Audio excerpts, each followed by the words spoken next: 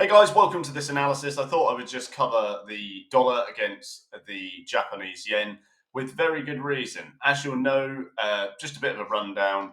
You can see where we bounced over here. I called it long, I called it short up here. I got both those massive market swings spot on. Now, the reason why you're starting to get a fall here really doesn't come as much surprise. It's just at the exact same point, okay, believe it or not, where you fell before. So people are obviously looking, or investors, larger scale traders are looking at this area and saying, okay, well, people or participants in the market clearly preferred it short at that point. You had your massive fall. And returning to that part gives you the same sort of bias. Now, that's why the market has fallen on your higher time frames, weekly, monthly, etc. You can see that quite clearly. If you drop to your daily, what's going on is quite interesting, because I've said on many occasions, if you want to survive these up moves, you need to learn how to hedge successfully.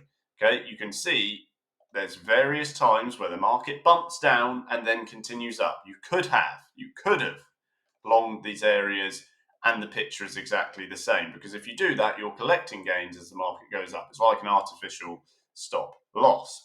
If you did have it short, I would consider locking in some gains, because you got a fall from 1517 to 1491. It's considerable given how fast it's come. It's just come about after the US inflation news.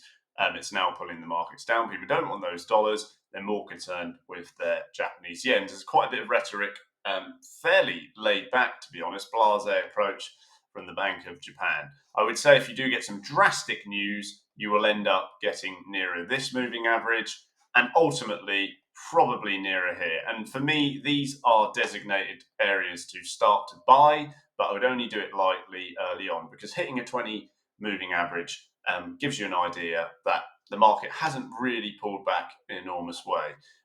Likely your stock oscillator will continue to trickle like that over time.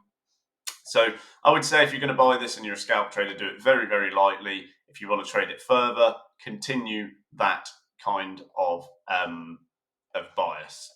To the long side, just light entries as the market trickles down.